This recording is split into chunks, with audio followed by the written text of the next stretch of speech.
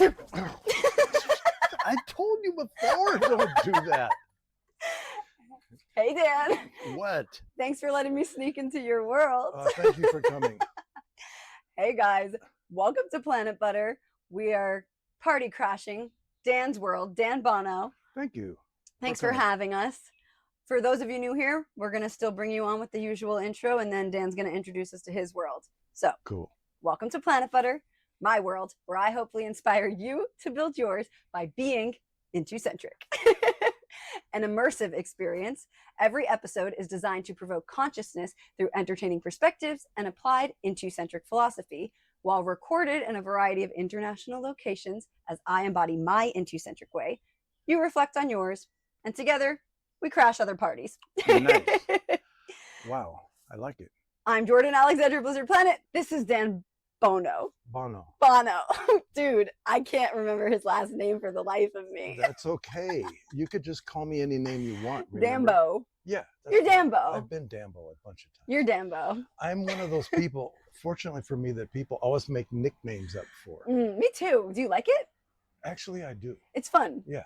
Just keep some variety going. And at first I'm like, don't call me whatever it is. Sure. And then after I'm like, it's kind of nice they're calling me that crappy a little endearing. Yeah. And you've changed your name so many times over the years creatively, so you must enjoy it anyway. Well, yeah, back to your Planit Butter thing, like back when I was in high school, I had a band called Jack Horner and the Plums, and then I went through all different bands and had different names, and they called me Skylar Mackay for a while, and had a band I had called the Juggernaut, and then I went by Wyatt Is. Wyatt is I-Z, cool. Wyatt Is, because Y like W-H-Y or Wyatt? Wyatt. W-Y-A-T-T. Like the cowboy name, Wyatt.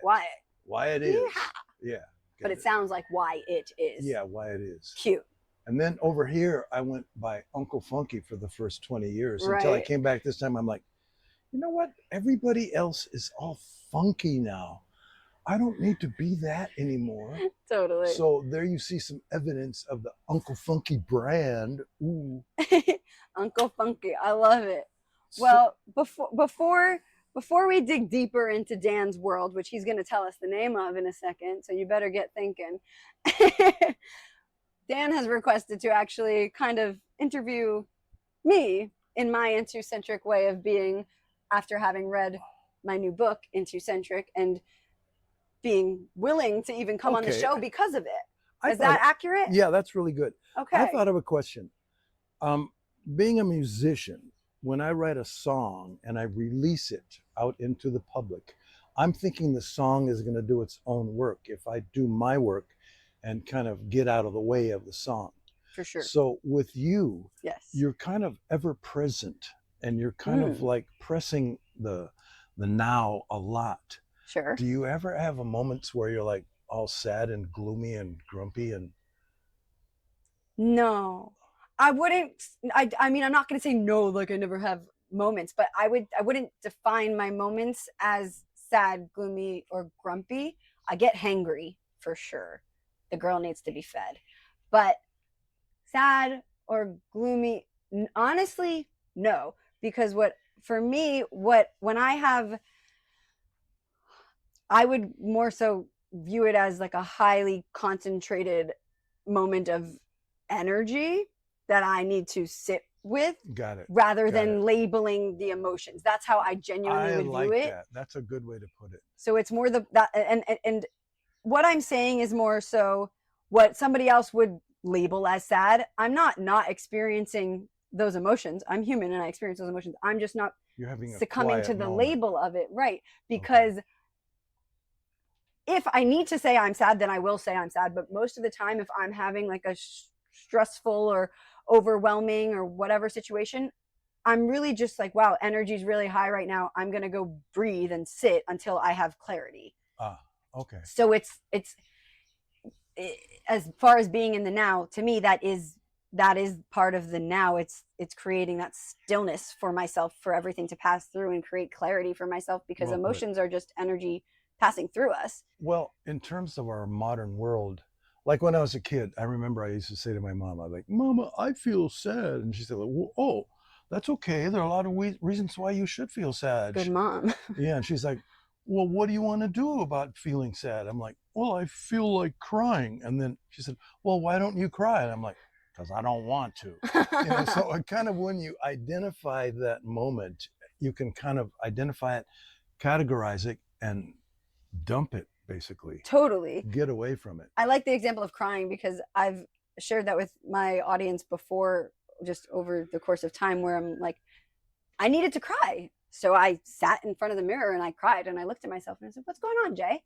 And I'll just talk myself through whatever it is. Nice. And so it's like, let yourself cry, let yourself feel the emotions, let yourself do all these things. Yeah. But I really work so hard to do my best to not label the emotions unless it's for moving through the moment, well, of course. You're so right. But otherwise it's intellectualizing everything, which I'm very good at, but it doesn't help be present, and it doesn't help you pass through the emotions, and it doesn't help the emotions pass through you when you over intellectualize it. Part of what I'm thinking is courageous about your brand is that you're giving the people in your age group linguistics and permission to kind of slip around a little bit, because these kids are that phrasing. They're so like, oh my God, I got the FOMO. Oh no, I don't have FOMO. I'm fine because I just posted and look at me now. I look, It's tough.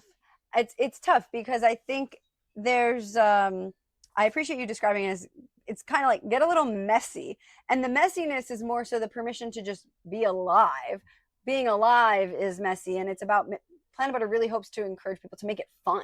It's exactly. Like, even when it's really fucking hard, make it fun. Make it fun, make it fun. And the societal constructs, it's like, I have the phrase of like taking a Planit Butter step objective. It's like this, the idea of it, which you guys know if you've been here for a while, but it's detaching mentally, emotionally, physically to the best of our ability for the purposes of that bigger perspective, larger vantage point, so that you can re-immerse more attached to yourself. Oh, cool. Right on. That's what I laud you with for. Yourself. Yeah, it's all about, because a lot of times people think I got to get rid of my ego, but actually that's another thing that I resonated with your writing about, is like, ego's okay. It's a really good, valuable thing. That's what helps us determine who we are. And if we didn't have that, we could be a plant over there. Yeah. That's the whole thing. It's like part of the whole thing. Intucentric is so many things, but fundamentally one of the biggest components is that perspective dance, as I call it, with our societal view of ego being our luxury, being our sense of self, informing who we are, who we're not, and using that as leverage to enhance our life. Because I also say it's like the vehicle for what our soul came into our body to express. Right on. Something like that. It's in my book, but it's like the ego is the soul's tool to express, but I'm being redundant. I'm trying to figure out what the right wording is. Life itself is redundant. Don't be shy. Yeah, well, that's the other thing too. It's the circles. We're just circles. Everything is a pattern. So it's like, choose the patterns you want to repeat, choose the ones you want to transcend, and that also informs your self. I'm gonna change the circle to a Mobius band. Okay, so it's flipping around magically while it's making two circles. I like that. Yeah. Well, it's kind of, I mean, yeah, it's like yes, and that reminded me, the toy Bop It, like the Bop It toy. Oh yeah. From the 90s. Yeah. You were there. Yeah. I was there a little bit. I was there I had a few years there. I was there as a grouchy old dude, like, shut that thing up. You have to have the sound on that thing. Bop it, twist it, yeah. Turn it. Lose it. Toss it. Yeah. So funny. Give me that Bop It toy again. I was like, what's he doing? So let me ask you another thing. Like, I've had to struggle with this thing of what is success in my world, because a long time ago, I decided that I wasn't going to just do the right thing with my art, craft, message, vehicle of music like I am. And so it's been kind of a rough struggle for me the whole way. So when people say, are you successful? Are you a successful professional musician? And I'm like, oh, wait a minute. Success, I have my definition. What do you call success for these people out here? I would actually first like to ask you what you meant by doing the right thing with your music. Well, because, okay, Back all to through you. my career, people have said stuff like this. Hey, Dan, why don't you just play what the people want to hear? And I'm like, man, if I played what the people want to hear, I'd be their radio. Or, you know, I'd be like, Fun. I'm a vehicle for what the cosmos wants to express through me to my people. So I've always felt that. Even when I was a teenager, I was playing in rock venues and stuff like that. I'd hear all the lyrics the rest of the people were singing. I'm like, why would they want to sing lyrics like that to the kids? Even though I was a kid myself, I call them the kids, because we're all formative beings. Totally. And music is so immersive, and it's like the tide. It's going to bring all the people with it up and down. So I chose to take a path that I felt like naming as my path. That's why I could identify with you and your Intucentric business, because that's what I believe in. Cool. So the right way for you is being the channel. Yeah. Cool. And to answer your question, what do I define success as? Just being in alignment with my ideal self. And that's being Intucentric. So the practice of being Intucentric really cool. Would be my success, honestly. That's cool. I feel successful already because I've optimized my ability to be extraordinarily emotionally regulated, extraordinarily present, extraordinarily grateful. Do you have boyfriends or girlfriends or anything like that in your life? Or are you totally emotionally regulated to the point where you don't need that crap? You mean like romantic relationships? Yeah. Of course. Well, just wondering. Oh, not of course, I suppose. Yeah. You know, I mean, you say, oh, I don't need that. Blah, blah, no, blah. it's not I don't need. It's a need, but it's like emotionally regulated just means I take care of my shit. Like I get you. I'm regulated. Like I'm not hoarding emotions. I'm not suppressing emotions. I effectively communicate. I say what I mean what I say. I do what I need to do. No, I'm not emotionally constipated. Like it's emotional regulation, which is like kind of only becoming more of a popular topic now.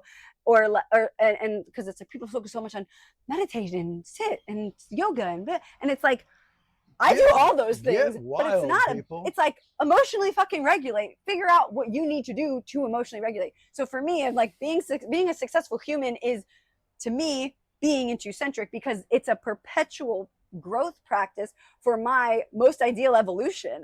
And if I'm aligned, which I'm affirmed through the universe, through my emotional regulation, through my ability to be a clear channel for what the universe wants to send through me, and my ability to connect with other people on a deeper level because of that, and actually have stronger relationships as I see it, through friends, through family, through whoever my strongest relationships are, my chosen people, my aligned people, all of it, it's because I'm successful at being Intucentric, committing to my practice, committed to myself, committed to my evolution, and I feel fucking great. I wake up happy every day. Wow, that's great. That's great. Dead serious. Then we agree again, because I think success is really simple. I'll put it in a simple way. Success means you can do what you want to do. I love that. Totally. So, and that's effectively alignment. Hell yeah. You have to be all the things she said in order to be simple like me and do what you want to do. Yeah. And ideally, like me being a musician, I want to do what I want to do in a way that relates to people out there so that they get off when they hear it. Totally. They get elevated. Totally. Their consciousness gets lifted. Sorry, the correction was good, but I'm still laughing. What? So that they get off. I made it sexual. Sorry. I'm going to stop. I've got a dirty mind. What are we going to do with her? So I was going to say, I don't feel like I totally answered your question in relation to my releasing the book and releasing the art and how I'm always in the now with it. Yeah. My question, I guess, what happened? Nobody cares about your book. Nobody cares about your brand. Nobody cares about your peanut butter. Nobody cares basically about you. Are you fine with that and yourself? That's been the whole thing for the last 8 years. Yeah, we're chilling. Okay, good. It's looking great. I don't want to have an emergency call from her when she gets over to East Poughkeepsie and she's like, oh, Uncle Dan, I can't figure, nobody likes my brand. They don't like my book. My Cool. favorite thing is, honestly, it's become my favorite thing is, and I've made episodes about it. Like part of what's formed the evolvement of Planit Butter is the amount of misunderstanding and challenge of other people against it, right? Like that's anybody's development story. Is like, oh, everyone said it couldn't be done. Hell yeah. And I'm like, I don't even succumb to that storyline, but I'm like, no, I sit here and I'm like, guys, you don't get it. I get it. It's not about you getting it. It's about me getting it. And we do care if you get it. Well, we would like it if you get it. Exactly. And I say that. So I made an episode a month maybe ago where I said how Planit Butter doesn't exist for you to get it. It exists for you to visit it and integrate whatever resonates with you to improve your life. Got it. Because Planit Butter is my version of my Intucentric way. My version of my Intucentric way is created for other people to feel inspired to also embody whatever resonates with them through those core concepts of Intucentric. Boundaries, confidence, alignment are 3 core methods. Self-friendship, the commitment to embracing, understanding, and enjoying ourselves. And then our cycle for decision-making, I playfully call the Planit Butter Jet Ring of Consciousness. Intuition, sensations, action, sensations again. And those 3 core concepts work simultaneously in a non-linear fashion for you to involve in your ideal way. And that's the commitment, that's the practice, that's the discipline. And it's not about you understanding me, it's about you understanding you. Exactly.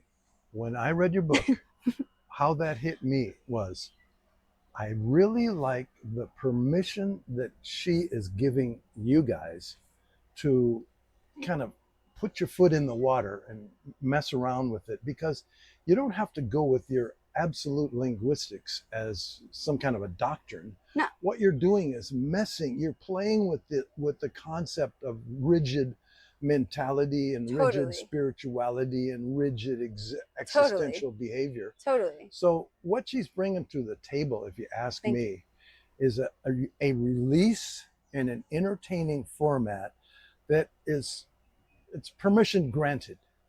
And it's pervasive. It's going to kind of seep in after a while. You're like, oh, yeah, I agree with this chick. I see what she's talking about. I already agree with that. Right. So, and thank you for saying that, because I call it a brain massage for a reason, because I'm just inviting you to stretch what you already do. Part of what I'll position the book as, it's what you already do, what you don't do, what you know you need to be doing. I like that. And provoking you to expand it. Cool. I like that. That's what actually resonated with me about the whole core of your branding exercise. Good job. Thanks. And like I said, maybe I didn't say it yet, like I would like to say it again.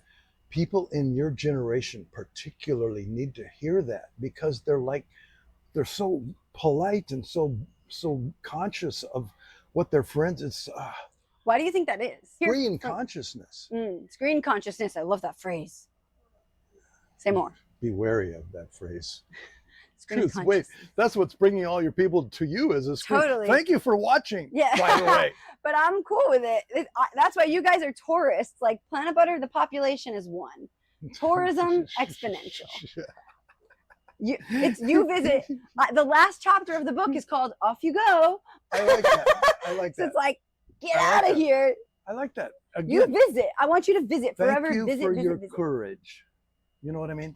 Thank you. Because you have a very vague message. You're not telling the people to do this or that or this or do anything. No. You're giving them permission to just sit and reflect on some of this kooky behavior, linguistic gymnastics. Totally. That kind of releases their cognitive functions. Totally. I like to say it's breaking the mental architecture. Right on.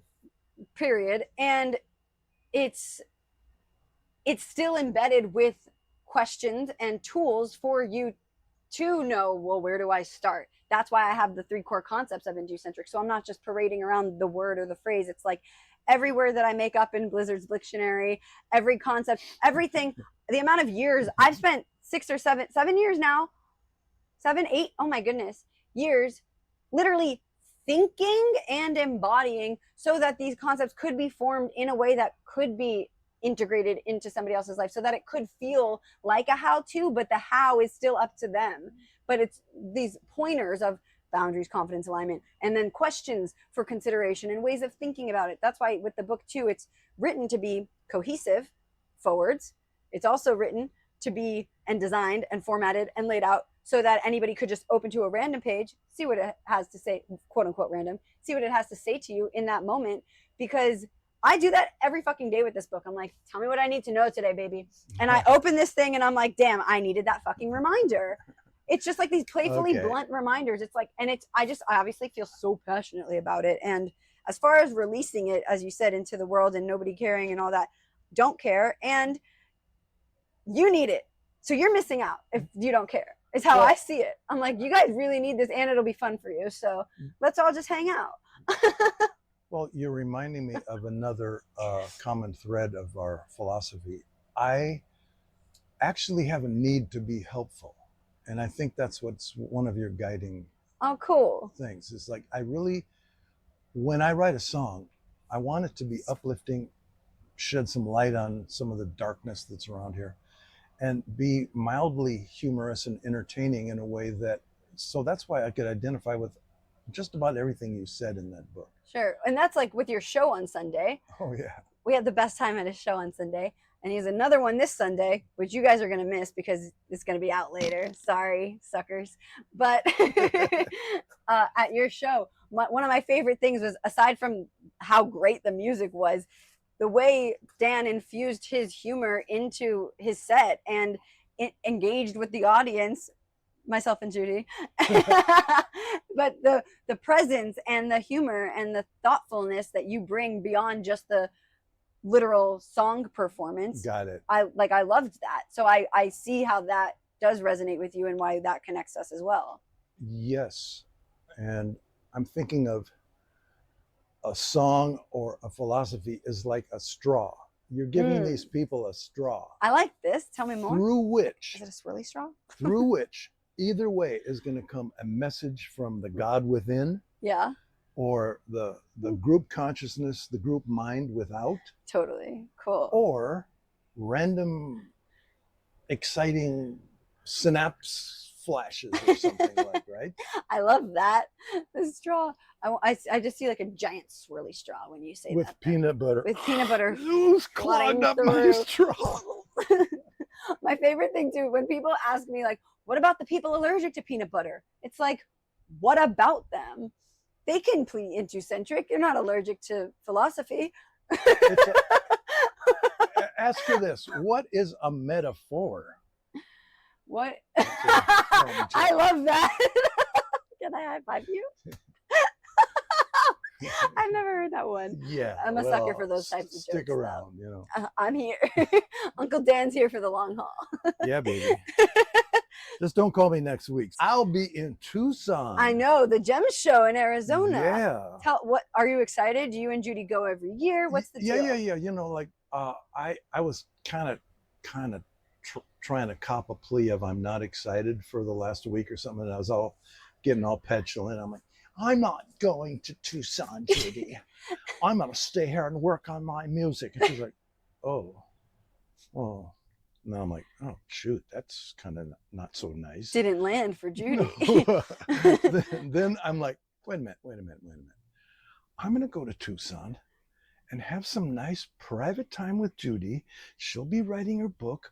I'm gonna be doing something, not this, maybe not this even, but that horn. Yeah, there's this musical, amazing instrument you guys are gonna get to see. Yeah, so I'm looking forward to Tucson. Cool. And also, in your Intucentric way, you never know the magic that happens there. True. Especially, like, it's not like you're not going to a corporate event where you're not going to be, you're in a creative atmosphere with cool tripped out people from all over the place. You're going to be playing music. It's not like you'll be working on it in a way that you don't think you're going to be. Well, it sounds like you already realized that. I already met through my brother, Tucson blues character that's going to turn me on to some jammers in Tucson, and hopefully they're not these really sad blues guys. You know, like I hope not. A bunch of old fucking white guys who are like, man, I'm so sad from those decades of thinking about working in the cotton fields and stuff. I'm like, Ooh, Those are not your people. no, Dan but is such a I young toured. spirit. He's so cool. I toured with Albert Collins, the blues guy from Texas. He's long before. Where'd it go? I toured with reggae guys and blues guys, so Sweet. I I'm love down with the reggae. idiom. But Sweet.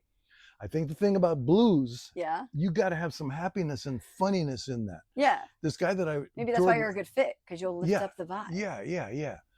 Because don't bring down just to be a sad sack for you, it'd be like if you're just doing, no, people, I want you to get away from that screen and kind of develop where there's a good part about your ego that's going to free you up.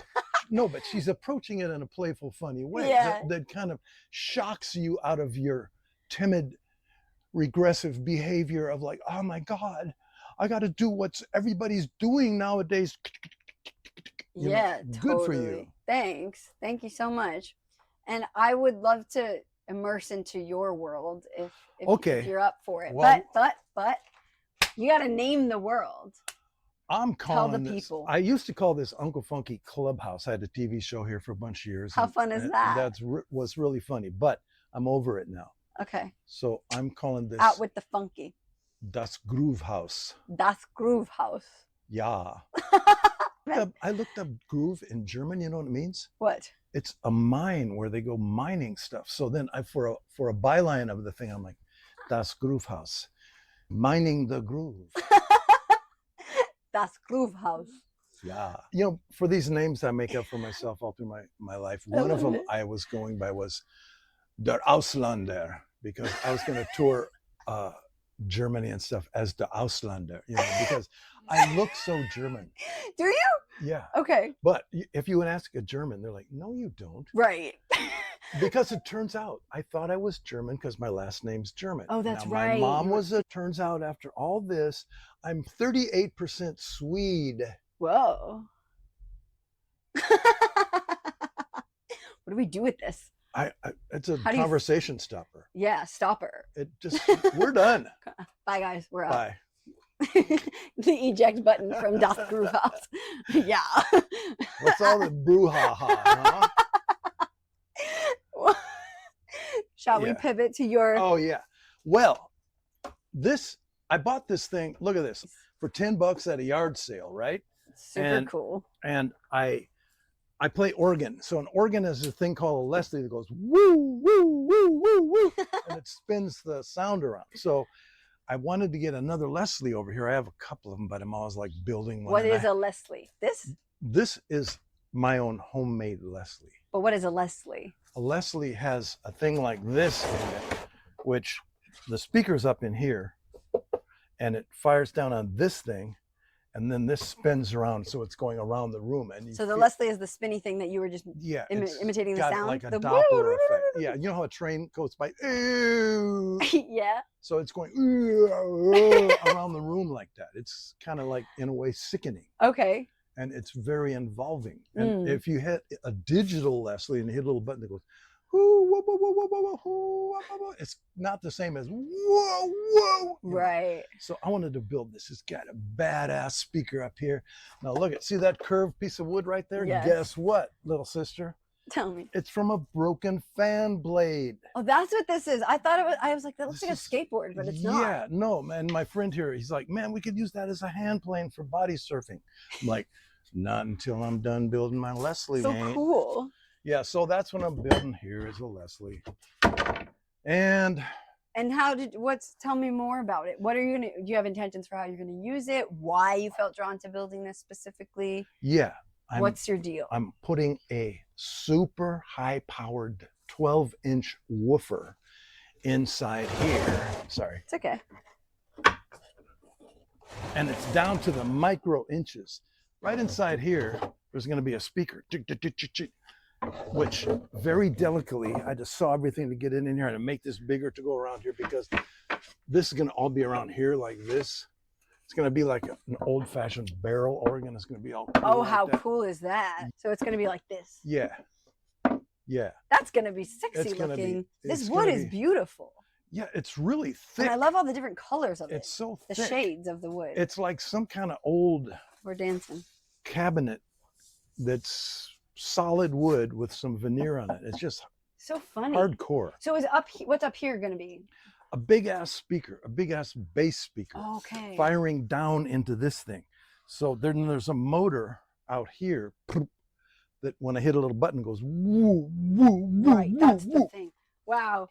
So you get very creative with a lot of things like this. You're a builder. Tell me more. Well, I built the studio.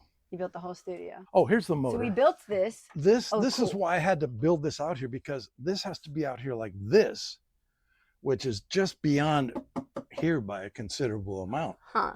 So that's why I had to build that out. How interesting. This is so cool. And then how do you use it afterward, like for your work specifically? Well, I run bass lines. Okay. So you know what that is? Like if you go I to know nothing. If you go to EDM, you know what world. EDM is? Yeah, a little Electronic dance music. It's Here's the thing about sensitive. EDM. It's got super positive lyrics.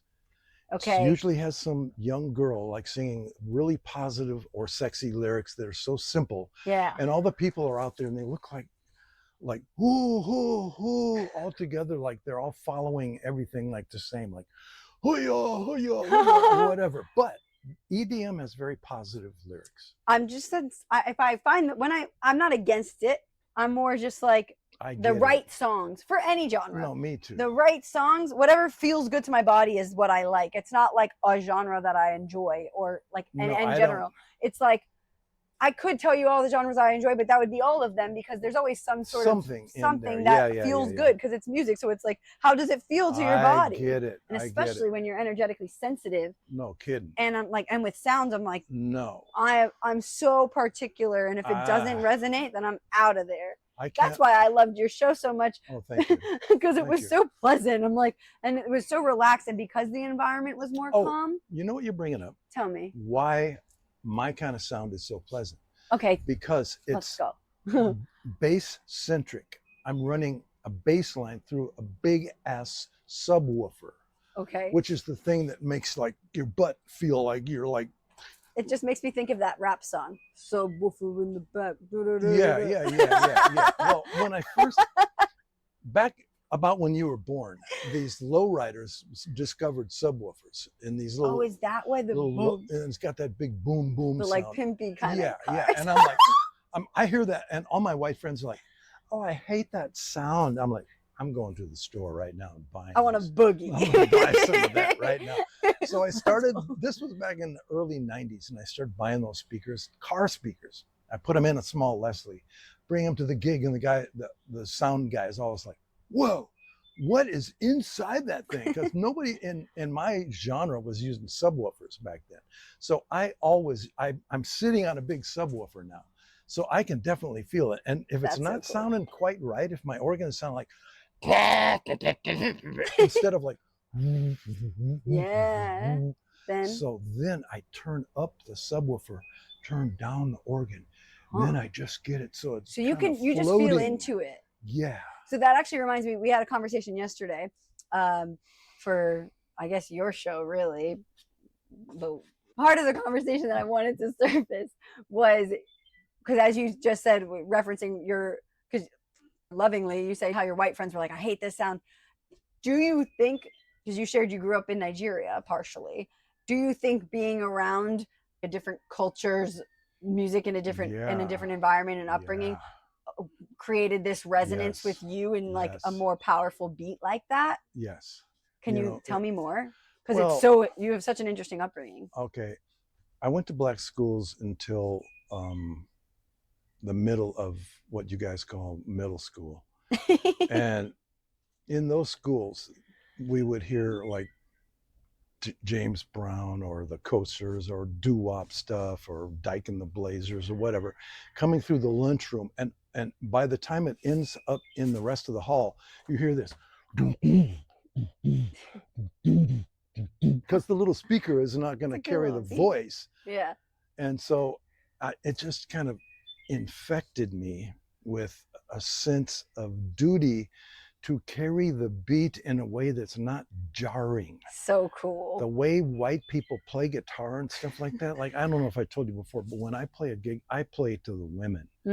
Like when you came to the gig, I'm like, hey, wait a minute, there's a girl that I met out in the orchard. Oh man, she's having a good time. So then I'm like, oh yeah, and here comes Judy, she's having a good time.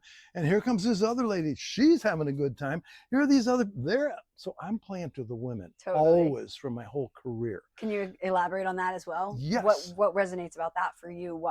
Because what's the pull? women what is it carrying this place. It's a flippin' matriarchy. Anybody who doesn't realize that is cuckoo in the head. Totally. That's why we're having all these problems. Look, you got these dicks in office that are like totally like wacko. Totally. Oh man. And so when I see a woman out in the audience, she's going like this, I'm like, yeah. Warming up. And then I get with her.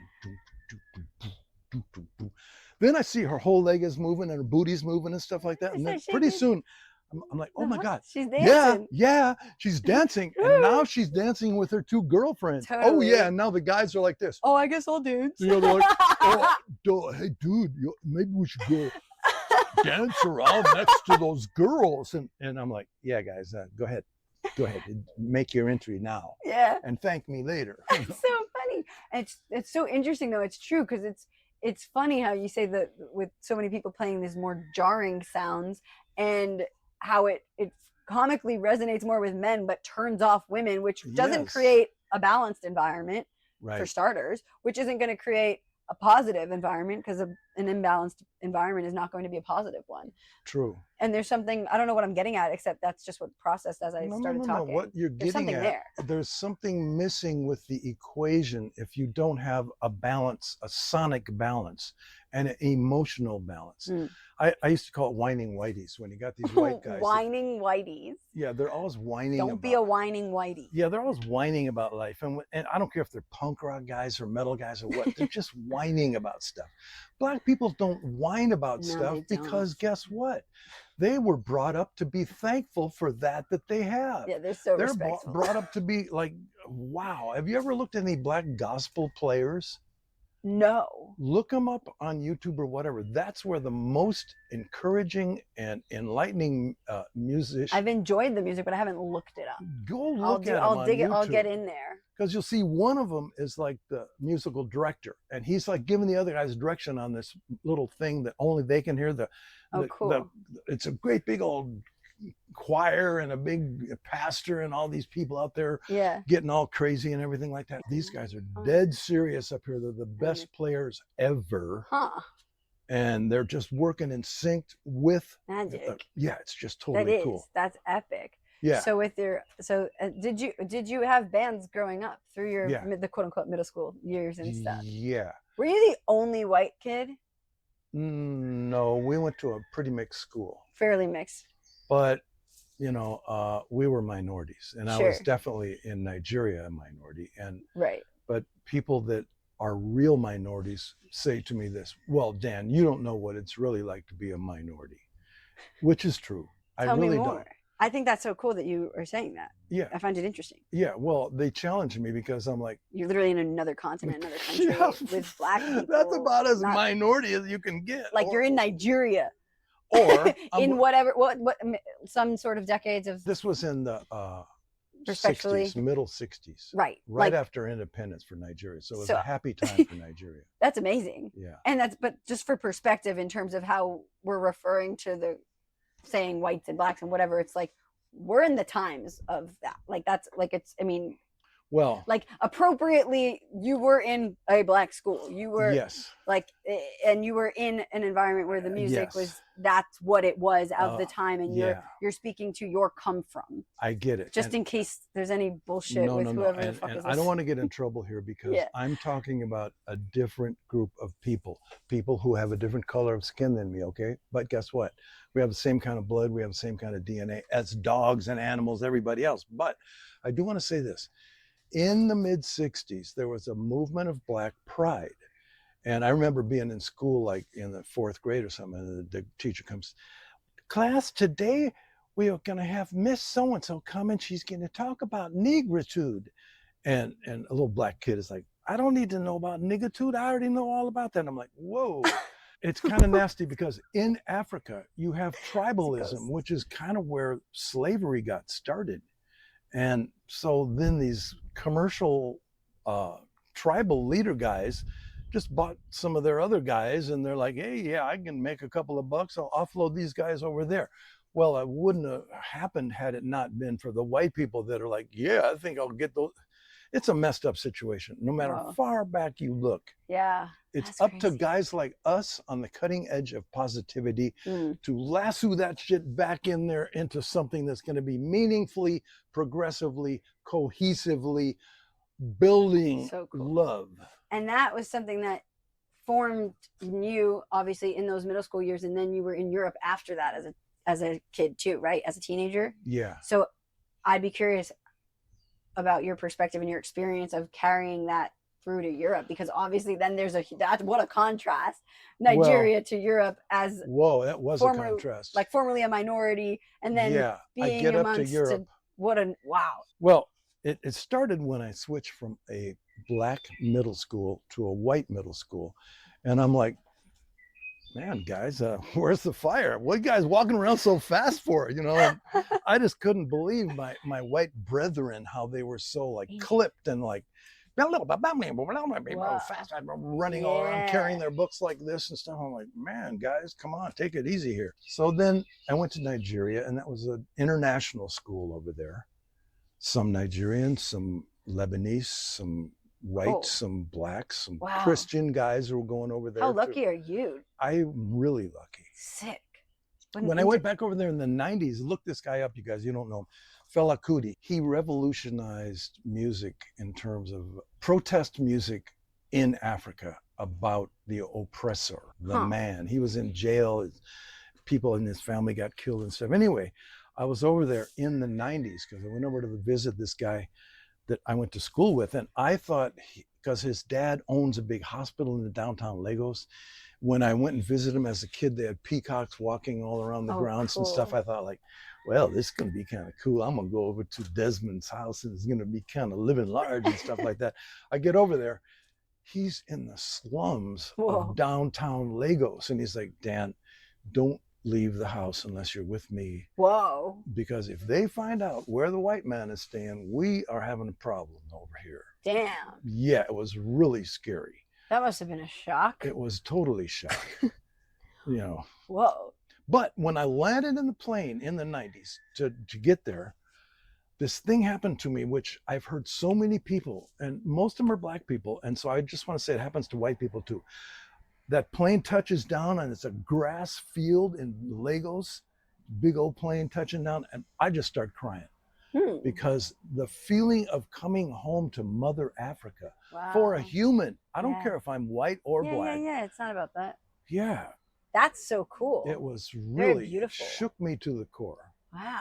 How long had it been since you had been there? Like 30 years. Wow. Yeah. And where were you born? Vashon Island, Seattle. Right.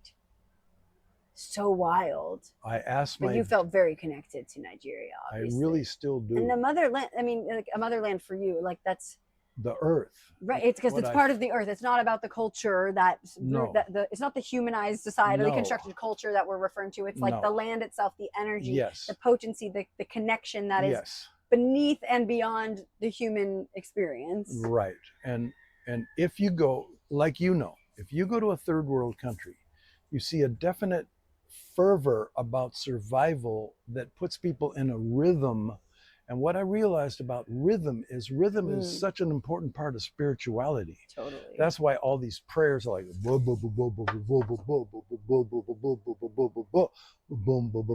so the third world experience kind of by definition puts you closer to God, I think. That's really interesting. I really appreciate that perspective. It's funny because as you were talking about landing in Africa, the only other place that I don't want to say only, but I will say the only place that popped into mind, as you said, that is Bali, because I have a similar experience in terms of the energy of the land with her and the potency. And I've even shared it on the show and with other people where I'm just like, first of all, the land itself, and I learned it's called the Ring of Fire. Any piece of land that's on the equator. Lagos is really close to the equator. That doesn't surprise me because think about it. Being on the equator, in human terms, think about the energy, concentration of it. You're at the center of the earth, the hottest part of the earth. So of course the energy is most concentrated in the hottest part of the earth. Interesting. So from an energy standpoint, I think that's why those types of places are also very powerful, because the other thing, respectfully, it's the third world countries. It's like, while there's truth to it with the societal labels of it and all that, but if we strip out the idea of why of the third world nature of it and make it more about the energy of the spirituality and the community nature of it, because the more primal nature of the humans that are there, I think that's really what we're saying. It's that's what makes the energy so potent and so concentrated and so powerful and closer to God, the universe, what have you, because they're operating in a more primal, intuitive, instinctual manner. Let's wrap that right back to music in the present day, because in defense of my kind of music, I'm not playing necessarily cerebral music. I'm playing visceral music. Right. And so my job is to release these spiritual ideas in a way that's visceral rather than intellectual. Like, I'm not telling the people, hopefully, I'm suggesting, like you are with your book. That's a beautiful way to put it too. When you're in all these different places, and as you were growing up in your formative years of expressing yourself through music, how did you experience really the different rhythms coming through you through these various locations? Because inevitably different rhythms would come through you. Well, my first memory of some music and emotionality would be watching my dad listening to jazz at the Philharmonic, where these guys are like playing soulful, inventive, expressive new jazz, and my dad is just crying when he's listening to it because it's so cool. So then in, I think it was 4th grade, they had a woman come from the black church to our school and sing "Oh Holy Night" or something like that. I remember it was a big emotional experience just to hear her voice and the way she was phrasing the piano and stuff like that. So from there, I just made my own bands and stuff as a kid and teenager and stuff. And I ended up winning a big contest up in the 5 Western states up there. And went to the top of a big heap, and then instantly saw through the whole music industry. And then I made more protest, psychedelic jazz type stuff and kept on. Psychedelic jazz. I love that phrase. Well, I was going to call this whole thing psychedelic soul jazz. And Judy, my partner, is like, Dan, you're not playing psychedelic music, because she was thinking of like Grateful Dead or something. But I'm thinking of the new type. The resonant idea of psychedelic anything is expansive consciousness. So psychedelic soul jazz. When we go into the studio, could you play what that would even sound like? Yeah. I would love that. Cool. Guys. On that note. Thank you for letting me explore your world and ask you a bunch of questions about you. Thank you for visiting Planit Butter, asking me questions about me, and thank you for letting me sneak into your world. Boom. The Grüv. How do you say? Grüv Haus. Das Grüv Haus. Ja, und wir haben der fun over here, okay? We're gonna jet to the studio now. Yeah, you're Swedish, German, confused. Totally confused white boy. Nigerian. He doesn't know what the hell to do with himself. The good news is you don't need to. Yeah, good. Such is life. All right, to the studio, Aloha. guys. Bye. Hey, guys. Hi. Welcome to the studio. I'm Guy singular. Hey, Guy. Dambo Guy. Welcome to my studio, girl. Thanks. I wanted to show you my instrument that I made. It's so cool. Look at this. This is a bass melodica. This is a tenor neck from a tenor saxophone that I epoxied on here. This is the 3rd one of these I made. The first one I made, I went to Home Depot in Seattle one time when we were marooned up there, and I'm like, God, I bought this saxophone. It was so crappy that I threw the rest of it away. I took it out to get fixed. And the guy's like, man, Dan, I'm not going to take your money. I saved this part. I brought it home, and I had just bought this. So I went to Home Depot and I put it all together with some epoxy and sandpaper and stuff like that. Wow. And that was pretty good, only it was leaking all through here and spit was coming out here and stuff like that. So the second one I made with this elaborate wooden thing coming out here and then the thing coming out here. But it turned out this wooden thing, I epoxied down here, that got moisture in it. So it was starting to get moldy and funky. I'm like, Oh man, this is so an then my evolving house piece. burned up, burning both of Right. those two, which I would not have gotten rid of had my house not burned up. Dan's house was part of the LA fires not too long ago, yeah, unfortunately. Yeah, so it was a big emotional deal. Anyway, out of it comes this thing, out of the ashes, where I went to this guy. I finally found a place in LA where they had a bunch of they're called a neck from a tenor saxophone. Called the guy up. He says, yeah, I got a tray full of old tenor necks you can look at. I'm like, whoa, what is that one? Meaning this one. He's like, oh, that's a Fabu-Ross. I'm like, Fabu-Ross? What the fuck is a Fabu-Ross? He's like, I made that one. I'm like, you made it? So he made this and this. This comes off of a trombone. So it just, I blow in here, but this gives an extra column of air. So it's got that kind of,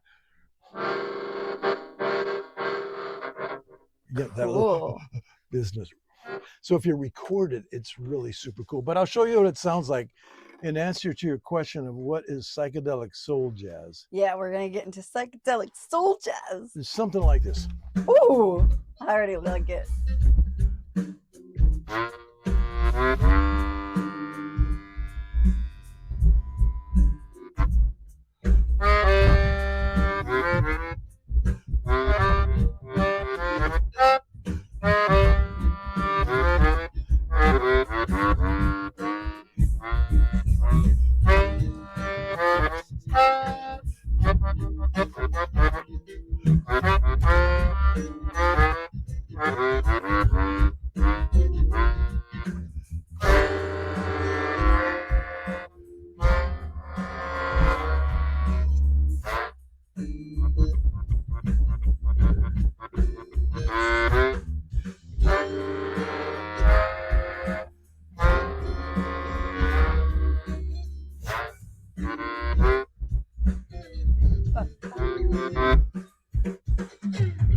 I love that. What a boogie. I would listen to that a lot, actually. It's such a good beat. Play. Okay, here we go.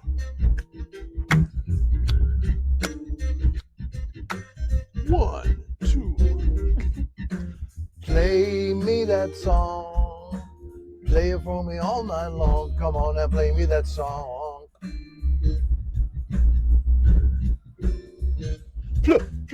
Play me that tune. Now why you got to stop so soon? Come on and play me that tune. Please play me that tune. Please. Okay.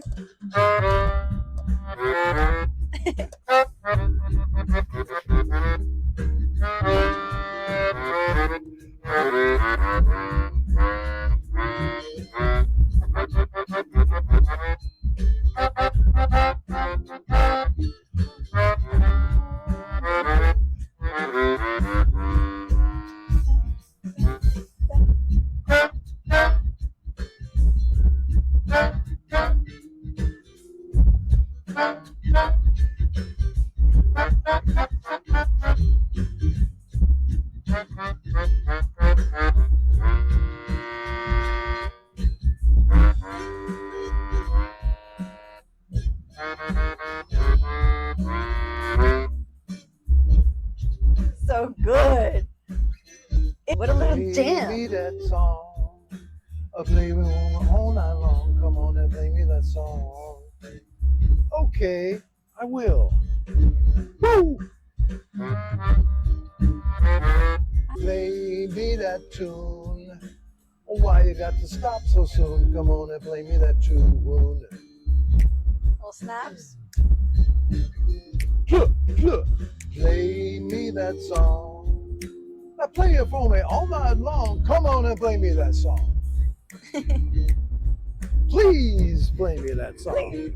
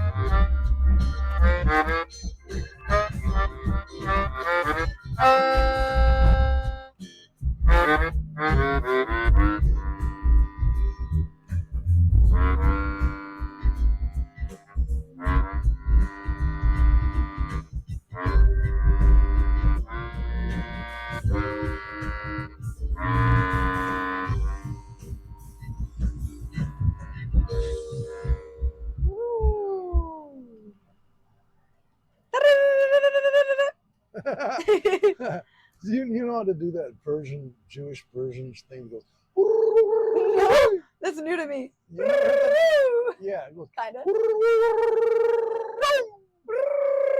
And when a whole room full of Persian is doing it at the same time. That's a new one to me. The young Persian Jews are embarrassed by that Why? because it's so ethnic.